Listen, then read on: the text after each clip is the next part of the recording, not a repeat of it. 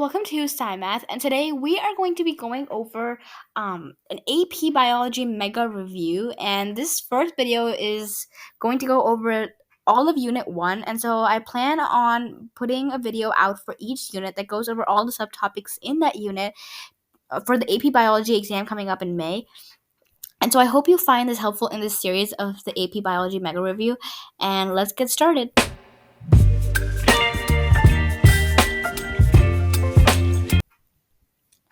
So today we are going to be going over the topics of water, functional groups, and macromolecules. So starting off with water, water is a substance that makes life possible on Earth. Organisms are made mostly of water, and so a fun fact is that up to 60% of the human adult body is water. Now there are three forms of water that we need to know, and this is kind of three forms are solid, liquid, and gaseous. Solid is just ice, and liquid is just plain water, and gaseous is in the form of vapor. Next, we need to talk about hydrogen bonding, and so for one water molecule, two hydrogen atoms and one oxygen atom make up a water molecule. And so oxygen is very electronegative. It likes to hog electrons, making water a polar covalent molecule. And so because oxygen is so electronegative and it likes to hog electrons, oxygen has a partial negative charge and hydrogen has a partial positive charge. And so as you can see in the diagram, hydrogen bonds are essentially the bonds that form between two water molecules. So since oxygen has a negative charge and hydrogen has a positive charge, and opposites attract when you place magnets close to each other, we know how opposite sides attract more than the same sides. And so this is the same concept that's being applied here.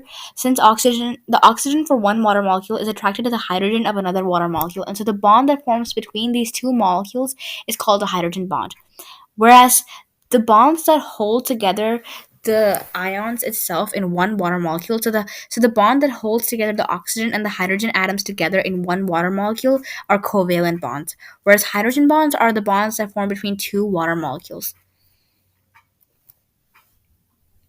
Next, I want to talk about the ranking of the strength of the different bonds that we have to learn in AP Bio. And so I'm going to go off this list, which is arranged in the order from strongest to weakest bonds. So the strongest bond is ionic bond. Next, a little weaker than that is a covalent bond. Weaker than that, next, is a hydrogen bond. And then lastly, the weakest bond is a van der Waals interaction. Next, we're going to talk about some of the important properties that water has, which makes it such a useful and life-sustaining substance. So the four main properties that we're going to be talking about are cohesion, temperature moderation, floating of ice on liquid water, and use as a solvent. And so we're going to go into depth more for each of these properties. So cohesion is basically when water is being attracted to itself, aka other water molecules.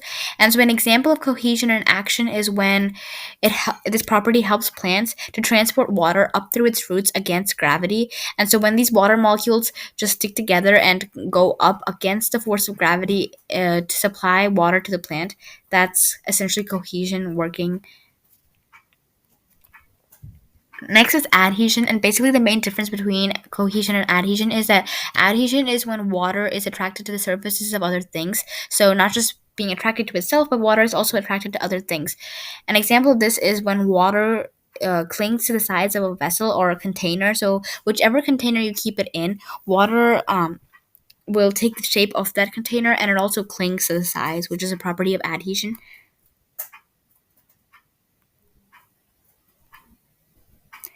The next property is surface tension, and surface tension is just the measure of the force necessary to stretch or break the surface of a liquid. And water has a very large surface tension because hydrogen bonds resist breaking and stretching very easily. And so an example of this is the water strider. The water strider is just an insect that can stand on water and essentially walk as well because water has such a large surface tension, it doesn't just break under the force of this insect. And so that's a cool example that shows this property of surface tension. Next, we're going to talk about temperature moderation, and in that specifically, there's a property called high specific heat, or specific heat, and so water has a high specific heat. And the definition of specific heat is just the measure of how much heat it takes to cause a substance to change its temperature. And so, an example of specific heat is a lake or a body of water. So, when a body of water or a lake absorbs a lot of heat from the sun, it only warms up by a few degrees because it has such a high specific heat. It needs a lot of heat to warm up. That's a good property of water. Next, I want to talk about heat of vaporization and evaporative cooling at the same time. And so, heat of vaporization is when liquid water transforms into gas. That is called evaporation or vaporization. Both of those terms can be used interchangeably. And water has a high heat of vaporization. Heat of vaporization is just the quantity of heat a liquid must absorb for 1 gram of it to be converted into gas. So, how much heat can 1 gram of liquid take before it is converted into a gas? Whereas evaporating cooling, on the other hand, is when liquid evaporates, the surface of the liquid that's left behind is cooled down. And so when you boil water in a container and you keep a plate on it, after a few minutes of boiling, you can see water droplets on the back of the plate, which that is evaporative cooling in action. And so an example of this is when mammals use evaporative cooling in the form of sweating. The next property is a floating ice. And so a cool thing to know is that ice is less dense than water because when water freezes, it forms a crystal lattice structure. And so an example of floating ice, which is why water is so beneficial, is in the wintertime when a lake freezes, it does not freeze entirely. It just freezes from the top because of this property of water. Because ice is less dense, the entire lake doesn't freeze up. Only the top part does. And so the organisms living inside, the fishes, the animals living inside, can still survive, and they won't just freeze. The next property of water is its use as a solvent. And so there's a few key terms to know here when it comes to knowing water as a solvent. The first one is solution, and a solution is just a liquid that is a homogeneous mixture of two or more substances. A solvent is what does the dissolving, so essentially the liquid that does the dissolving, and solute is what is being dissolved. What is that thing, that solid thing that's being put in to uh, be dissolved? And so many things on Earth are polar, and water is also polar. And because like dissolves like, water is a universal solvent.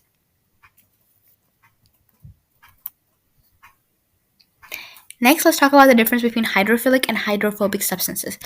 Hydrophilic, so in the term, hydro just means water, and philic means loving. And so lots of things have and so hydrophilic substances have lots of ionic and polar bonds, and like I mentioned before, because they have polar bonds, they interact well with water because like dissolves like. Whereas phobic means fearing, and so hydrophobic substances have non-ionic and non-polar bonds, and because they have non-polar bonds, they don't fall under the category of like dissolve like, and so they don't get along well with water molecules. And so that's why water molecules can't form hydrogen bonds with hydrophobic substances. An example of a hydrophobic substance would be oil, because when you put oil and mix it in with water, you can see that they're still separated and they're not mixing in together, which just shows that oil is a hydrophobic substance. Next, let's talk about molarity. So, the molarity is just the concentration of a material in a substance, and it's denoted by a capital M. The units for molarity is moles per liter. And so, an example, if a substance has a molarity of 1, that means that 1 mole of substance is dissolved in 1 liter of water. Next, let's talk about acids and bases. So this first equation that I have up here is showing how water is broken down into its separate ions. And so there's a hydrogen ion, and then there's the OH group. And so this separation is pretty rare, but very important when it comes to the chemistry of life. And a pH scale is something that measures how acidic or basic a solution is. So on the pH scale, there are numbers from 1 to 14. And so the numbers below 7 show that those things are acids, and bases are the numbers that are above 7 on the scale. So acids here are acids essentially mean the more hydrogen ions in a solution there are, the more acidic solution is. And so, for as an example, HCl or hydrochloric acid, it adds more hydrogen ions to the solution, making it more acidic. On the other hand, bases, the less hydrogen ions there are in a solution, the more basic it is. And so there are two ways that bases reduce the hydrogen concentration in a solution. It is either one, by directly accepting hydrogen ions, or two, indirectly by dissociating into OH, which then combines with hydrogen ions to form water. And so human blood, an important fact here is that human blood has a pH of 7.4. And so if it gets too far away from that value, the person can die. And so it's very important that human blood has a constant pH. Now we're going to move on to the next topic, which is macromolecules. Macromolecules are composed of small organic molecules, and macro in this term just means large. And so there are four main types of macromolecules. There are carbohydrates, lipids, proteins, and nucleic acids. But before we discuss more about those different macromolecules, it is important to understand the difference between monomers and polymers. So monomer, it can be compared to a small building block, like this Lego block that I have here, this image. And a polymer is just a long molecule made up of many monomers. So when you take that Lego piece and you take many of those Lego pieces and build up a structure, that structure is essentially like a polymer. Now, there are two processes by which polymers are either formed or they are broken apart into monomers. And so, this first one, dehydration synthesis. Synthesis means to make something or create something. And so, dehydration synthesis links monomers together to create polymers. And so both monomers contribute part of a water molecule. So one monomer contributes an OH group and the other contributes an hydrogen ion. And so a water is given off as a result of the reaction. So like each of these monomers, they let go of their specific like ion. So like one monomer lets go of its OH group and the other like lets go of its hydrogen ion, which is why both of those things combine, like I mentioned in the first equation that we saw. When these two different things combine, water is formed, and so a water is given off as a result of this reaction. Next is hydrolysis, and lysis here in the term just means to break apart. And so, like the term says, it breaks apart polymers, and so bonds are broken by adding a water molecule. So in this case, a hydrogen attaches to one monomer and an OH attaches to the other monomer, and because those two things are attached now, the bond is broken, and they're back in the place where they were, breaking the polymer apart into its separate monomers. And hydrolysis is used during digestion in us humans. Next, let's talk about the four macromolecules, like we mentioned before. So first is carbohydrates. Carbohydrates just include sugars and their polymers. Monosaccharides are the simplest carbohydrates that there are. Disaccharides, on the other hand, are made when two monosaccharides join together, and so the prefix di means two. Next, polysaccharides are polymers made up of many monosaccharides, and poly just means many, and so many monosaccharides are needed to form a polysaccharide. And one thing to note here is that monosaccharides are the monomers of carbohydrates.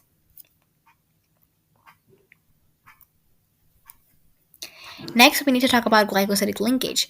So when two monomers join together, they do so by forming a glycosidic linkage, which is essentially, you can think of it like a bond that is formed between these two monomers. It just has a fancier name, which is called glycosidic linkage, to create a disaccharide. So maltose is formed by joining two glucose molecules. And another example of a disaccharide is sucrose, which is formed by joining a fructose and a glucose. Lastly, lactose is formed by joining glucose and galactose. And so one key similarity between all these three disaccharides is that they have glucose.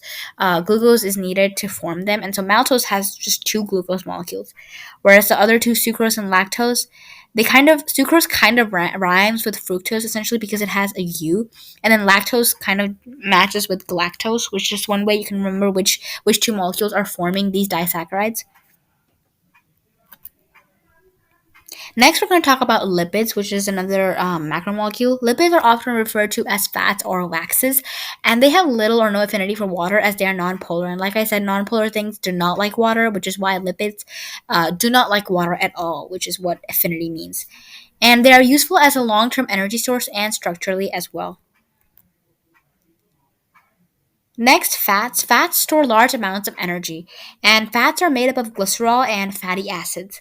Glycerol is essentially a three carbon alcohol, and a fatty acid is made up of a carboxyl group attached to a long carbon skeleton. And so, this carbon skeleton concept here, carbon is a very important molecule in biology, and essentially all the backbones of most of the things are made up of carbon. And so, carbon is a very important molecule. And so you may be wondering what a carboxyl group is. A carboxyl group is one of the functional groups that consists of one carbon atom, which is double bonded to an oxygen atom, and single bonded to an OH, which is a hydroxyl group. So essentially, the name contains everything that you need. So carb is carboxyl. So there's carbon and there's oxygen, and then the oxyl part is like hydroxyl. So the name gives you all the atoms that there are in that functional group. Next, let's talk about phospholipids. Phospholipids arrange themselves as a bilayer when exposed to water. And so the tails in a phospholipid are hydrophobic, meaning they do not like water.